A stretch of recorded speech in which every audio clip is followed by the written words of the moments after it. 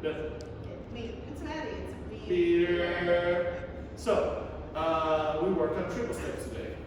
Instead of going pinky doo, we worked on making them one piece of movement. The big point we made was that if you're on one leg, you triple step, you get to the other leg.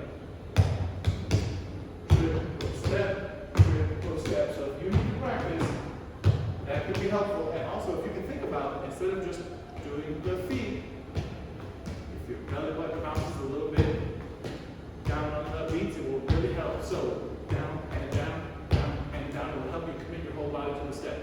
So we did a little practice with that. We reviewed, and the new stuff we did was cuddle. Rock, step, triple step, triple step, rock, step, triple step, triple step, rock, step, triple step, triple step. I'm dancing on here, I fix the hand. Remember, followers, you gotta turn, turn, turn. Don't be afraid to keep turning on that cuddle. Leaders, make some space for them, and don't stay there forever because it gets weird. Then we did the tuck turn.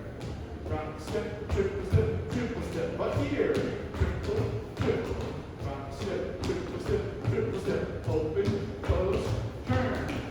We're talking about two big things. Number one, frame.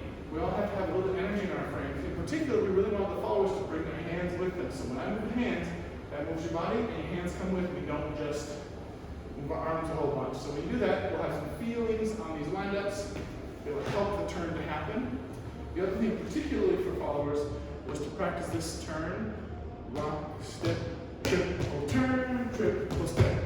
Rock, step, triple turn, triple step. I would say like just do one of those, be good with it, and then start another one. You don't have to do them like we did. That could just be helpful to know that it's not rock, step, triple step, you're done, and then you turn. It actually happens at the end of that first triple. Triple turn, triple step, and you have all the time in the world to do it. You don't have to be able to do that by yourself, but it might help just to find your timing a little bit and get a little confidence while rotating and not being too fast or losing the feet. That's it. See you next week.